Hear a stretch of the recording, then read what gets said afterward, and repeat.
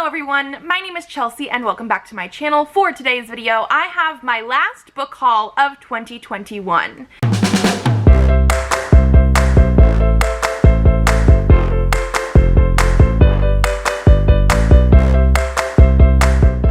So, 2021 was a year where I was trying to not buy as many books.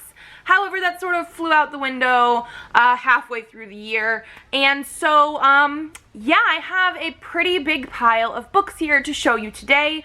Some of these are going to be Christmas presents, some of these are book box books, some of these are just things that I bought for myself for no reason, really.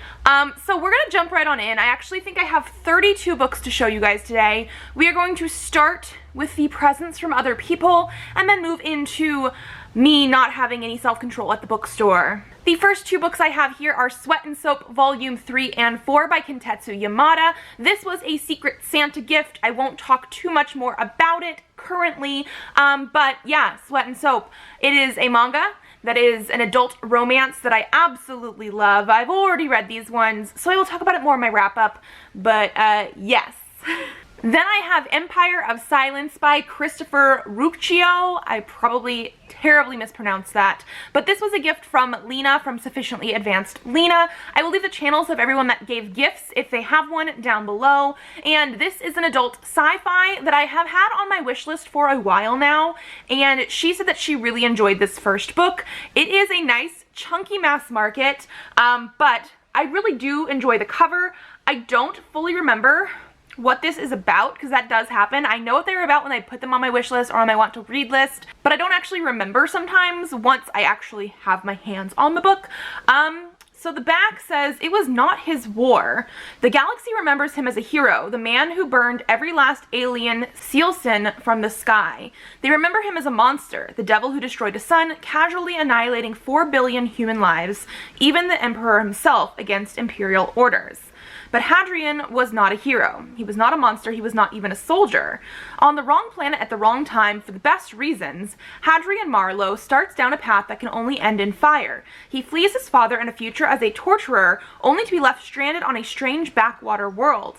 Forced to fight as a gladiator and navigate the intrigues of a foreign planetary court, Hadrian must fight a war he did not start, for an empire he does not love, against an enemy he will never understand." Interesting. So this sounds like, it says the galaxy remembers him as a hero, so it sounds like that part is maybe like in the future of what we're going to be reading. So like this is the beginning of the story. I don't know. I'm very interested. Again, love the cover. Then we have The Nature of Witches by Rachel Griffin. This was a gift from Rye from Rye's Reading Corner. This one I have read and talked about it a couple different times this year because I really did enjoy this. It's a YA fantasy with witchy stuff and magic and weather and elemental stuff, and I really enjoyed this. And part of the reason I wanted this one, because I really enjoyed it, gave it 5 stars, and I just didn't own a copy, is because it's also a very gorgeous book under the dust jacket, which is always a bonus. And so yes, this one I have read, but I absolutely loved. Then I have Jay's Gay Agenda by Jason June. This one was gifted by Michelle from Michelle Reads YA. I have not read this one yet. It is a YA contemporary about, I believe, a boy who's trying to deal with being gay in a new school, potentially. Something like that. Okay, there's one thing Jay Collier knows for sure. He's a statistical anomaly as the only out gay kid in his small rural Washington town. While all his friends can't stop talking about their heterosexual hookups and relationships, Jay can only dream of his own firsts, compiling a romance to-do list of all the things he hopes to one day experience, his gay agenda. Then, against all odds, Jay's family moves to Seattle, and he starts his senior year at a new high school with a thriving LGBTQIA+ community. For the first time ever, Jay feels like he's found where he truly belongs. But as Jay begins crossing items off his list, he'll soon be torn between his heart and his hormones, his old friends and his new ones, because after all, life and love don't always go according to plan. So yes, like I said, YA contemporary, and it definitely seems like he's trying to figure out, I guess, his coming out, maybe not even necessarily coming out, but who he is from the small town where he was the only gay person, moving to Seattle with that big community. And so yes, very excited for this one. And then the last gift I have here is The Extraordinaries by TJ Klune. This was gifted by Jessie from The Bookish Mom. I have read this one actually as well. I read this, I think, last year when it first came out as an e-arc, and I just did not pick up a copy yet. But this one is about superheroes.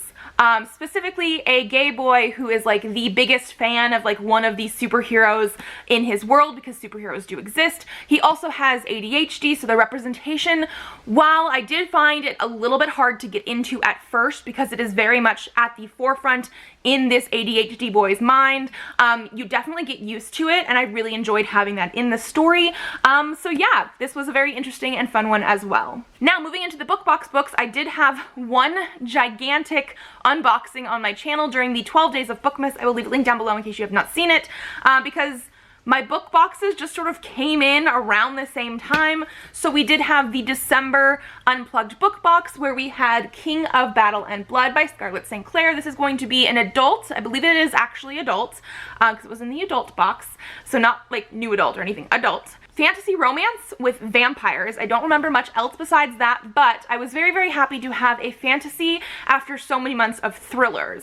Then we also had the November Illumicrate. This one took forever to get to us in the States because of a like customs thing, because there was a pen in the box, like a black ink pen in the box. I don't know why that was a thing, why that was so like drawn out, but it was. So we do have Little Thieves by Margaret Owen, and this is a gorgeous book. So first of all, this cover and the sprayed edges, but then apparently the author herself did the art on the underneath of the dust jacket, so like the naked hardcover. Absolutely, absolutely gorgeous. I'm very excited to read this one. This is going to be YA fantasy. I could be mistaken on the age group, but it is going to be fantasy, and it's about a thief who basically takes over the life of the princess, like locks her away somewhere, I'm pretty sure, and is like, I am now the princess, but they are also a thief, and they're not a very nice person, and we're going to see how that all plays out. And then we also received the December Illumicrate. This like came the day or two before I was going to actually put up a double unboxing, and so instead I have a triple unboxing, but we received a Marvellous Light by Freya Marsky. This one is going to be another fantasy. I believe this one's more adult fantasy. I could be mistaken again, but it is also going to be historical. It is about a guy who ends up finding out about a magical society and getting a partner who is from that society, while he's trying to figure out other stuff going on. I don't know for sure. This one, again, I really loved how they did this because the dust jacket is clear, and so this is underneath the dust jacket of the book. We also have gorgeous sprayed edges that match the entire book. Like, it was such a good design. Okay, now moving into the books that I bought for myself. So, these are in no particular order, really. A lot of these I have read previously, which is good because I wasn't trying to increase my TBR too much at the end of this year. So the first one I have here is The Lights on Knockbridge Lane by Roan Parrish. This is a Harlequin special edition. I think it came out in October, technically, if you look on here. And so these are ones that are not going to be found in a bookstore. I used to work at Barnes & Noble, and these are ones that literally come out for the month, and when the next ones for the next month come in, these go out. So I did have to buy this online, but it was also on sale. Like, this is normally like $6, and I think I got it for $4, probably because it did come out in October. And again, I've read this one already. I actually finished it yesterday, my first like full book in a month. And so I'll talk about it in my wrap-up, but this is a male-male romance set during Christmas. Felt very Hallmarky type of stuff, and so yes, very short, quick read. Then, during the Barnes & Noble 50% off hardcover sale, I picked up the Soulmate Equation by Christina Lauren. I actually did read this as an e-arc early this year. Absolutely loved it. 5 out of 5 stars. This is my first Christina Lauren, and like, my favorite so far. I've only read one other one, so read 2 books so far, but this was like my absolute favorite. I just absolutely loved it. And I had been looking for it throughout the year and just hadn't really been finding it, that kind of stuff. And so I was like, you know what, it's okay, I'll buy it next year or whatever. But then they had the 50% off sale, and I double checked online before I went to the store, and they had it and I found it. And so yes. This one is going to be an adult romance that is basically following a single mother and a scientist, and the scientist has created like an app that takes their DNA, I think specifically, and matches them up and pairs them up to find soulmates, and he ends up being like a really, really high percentage match with this single mother, even though they did get off on the wrong foot when they first met. So yes, I absolutely love this. Then again, during the Barnes & Noble hardcover sale, I bought 2 Firefly books. So these are books that Joss Whedon is the consulting editor. However, other authors are writing the story, and they are supposed to be like padding out the universe of Firefly from like when the show was, because the show got canceled in 1 season. So I actually have book 5 and book 6. I will show you book 6 in just a second. I already own book 1 and 2 that I have not read, and I bought 3 and 4 online. So those will actually probably come in the January book haul, because they're not going to be here until like the very end of December.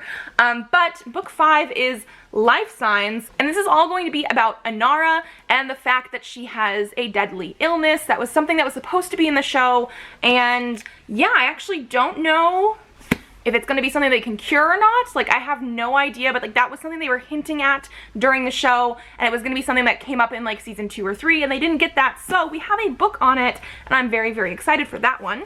And this one is written, like I said, because it's written by different authors, by James Lovegrove. I actually think he was the author on book 1 and 2 as well. And then book 6 is called Carnival. This is by Una McCormick, and this one takes Zoe and Book, and apparently they sort of get like kidnapped or something like that, and it's very, very high stakes. They're being ransomed for money, and then Mal has to try and figure out how to come up with the money, but they have other ideas because, you know, it's Zoe and Book. So this one is actually much thinner than the other ones, but again, I'm very, very excited for it. I love these covers. They're gorgeous, especially because like they look like torn paper on them, and then like the under the dust jacket, they look sort of leathery, and they're just such good quality. They come with ribbon bookmarks on here too. Like, they're just so cool. So yeah, I found in hardcover books 5 and 6, and then I ordered books 3 and 4. The next one I have here is not a hardcover, although I did buy it during the sale. It is volume 7 of Buffy the Vampire Slayer. That's The World Without Shrimp. That's a thing from the show. And so this is again created by Joss Whedon, but he is not the person actually doing this. This is the reboot of the Buffy comics from Boom Comics. And so this one, it looks like, is done by Jeremy Lambert and other people. And so yeah, I actually have read, I think, the first 1.5 volumes of this, because I was getting issues when this first started coming out, and I have not finished it yet, but I have been collecting them all because I know from the original Buffy comics, from Dark Horse Comics, sometimes these trade papers would go out of print, and it was very, very hard to get a hold of them. So whenever I've been seeing things like this, I've been getting them because I want them, and I think next year I might end up trying to do a reading vlog or something, because we have 7 of these, plus the Angel ones too. Like, it's a whole thing, but I love Buffy, so yeah. Then the next one I have here was a pre-order. The book originally came out the very end of November, and I think I actually got it at the end of November. However, I had already put up a book haul, so we're gonna see it here. It's Planet Barbarians by Ruby Dixon. This is the new cover from Berkeley.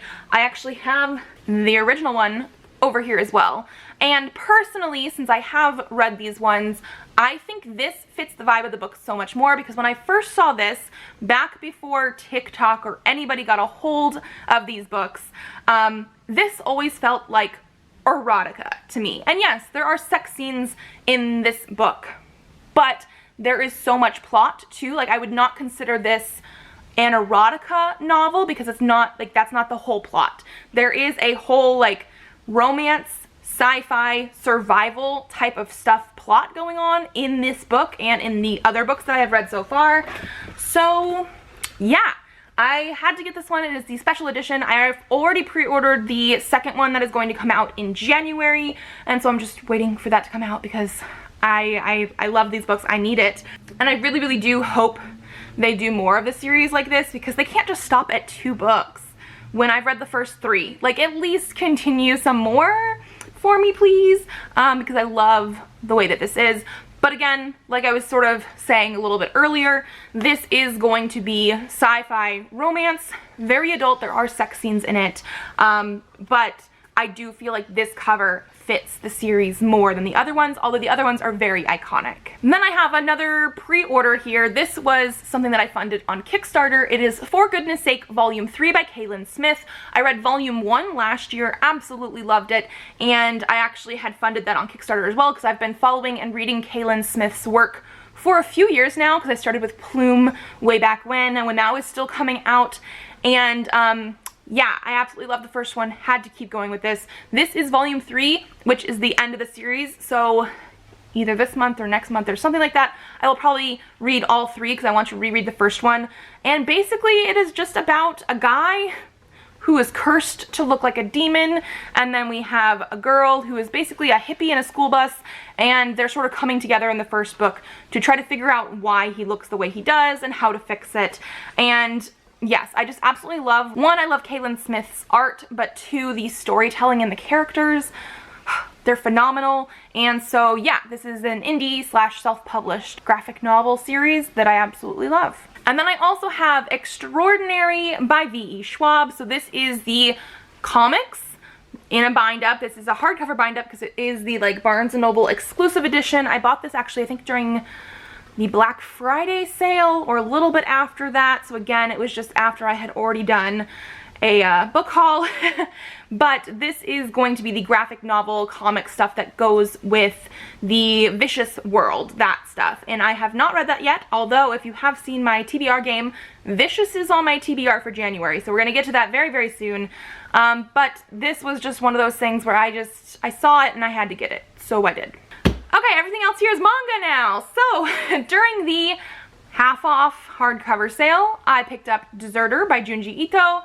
This one actually just came out I think last week, so I have not read this one yet because all the other manga that I have in this pile I have read during the 25 days of manga that was this month. So again, I will talk about those in the wrap up.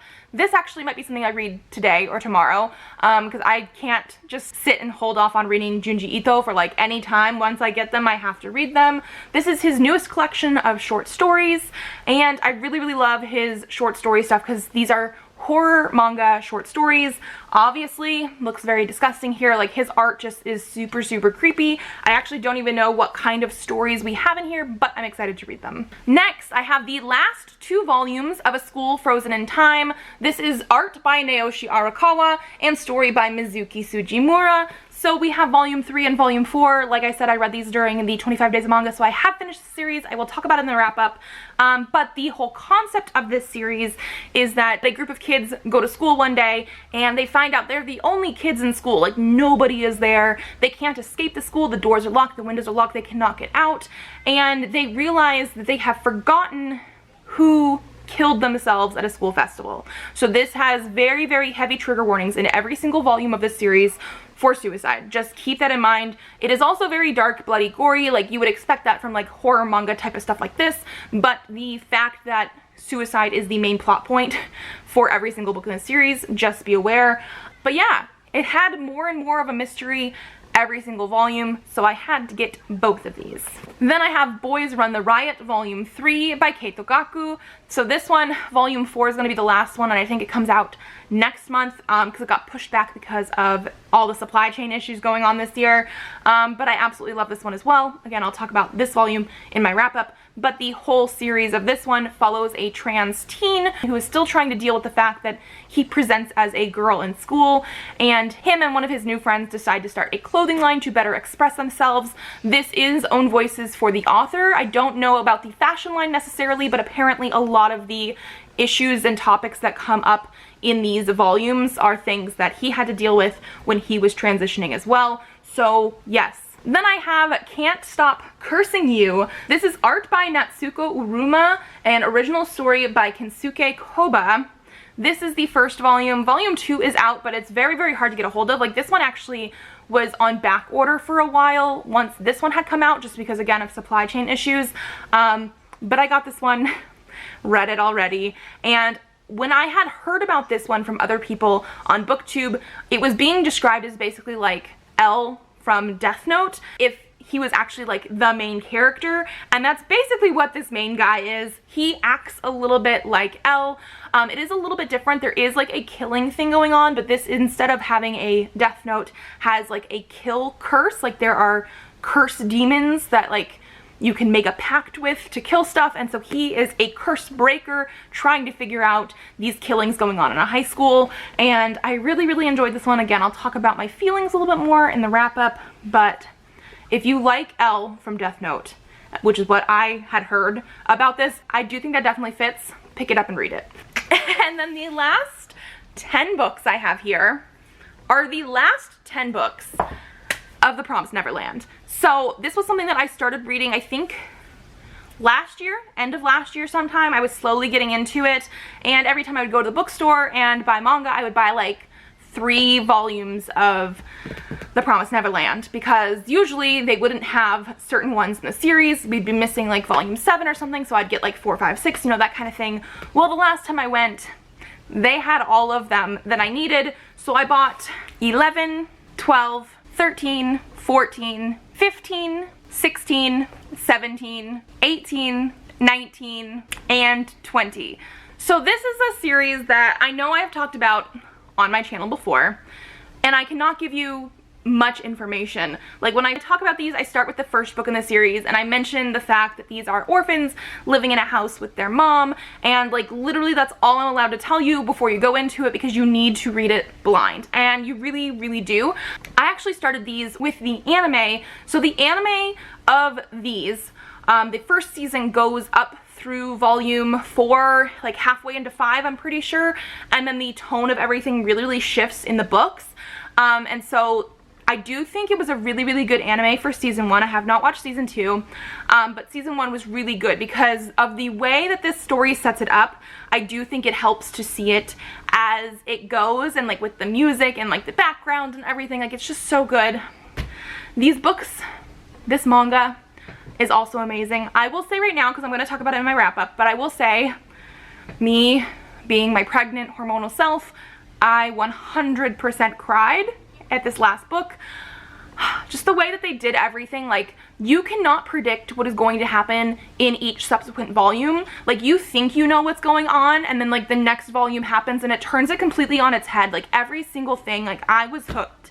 I did not want to put these down, and I have been in a huge reading slump where all I've been wanting to read this month was manga and comics, because like those kind of things are not as brain power inducing. No, I don't have to use as much brain power to do them, I feel like, but also I was just so hooked on these. Like, it was so good. I will say I'm not entirely sure I want to watch season 2 of this, because I actually did look up like how many episodes it was and looked at the episode summaries, because I had already heard it wasn't very good compared to the manga. Now, the first season of the anime is like, let's say 5 volumes total. There's 20 volumes.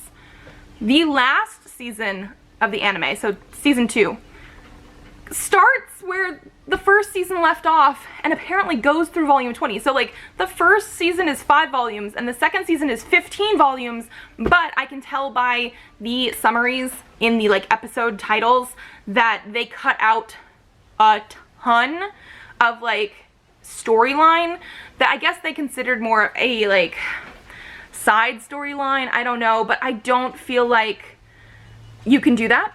I also do feel like the ending, I do know, again, just because of pictures I have seen on IMDb and like the way that it is described, they changed the ending as well, and I'm not super happy with that, because like I cried at the last book. Like it was very good. Again, I will talk more in detail about like little things maybe in my wrap up for this. Again, The Promised Neverland is very hard to actually talk about because you can't really tell what the plot is at all. So maybe this one is going to be the exact same thing in the wrap up. We'll see. But the other ones I will definitely go into more detail and thoughts and whatnot. But yeah, okay, so that is it. 32 books with a whole bunch of manga. Although I've read all the manga except for Deserter, which will probably happen today. So yeah, my last book haul of 2021. I'm hopefully going to be doing a book buying ban type of thing in 2022. So we'll still have some book haul stuff, but probably nothing like this. Hopefully nothing like this. But that is it for me. If you guys like this video, give it a thumbs up to let me know. Subscribe to this channel if you'd like to see more videos. I do have videos up Tuesdays and Thursdays, so I will see you then. Bye!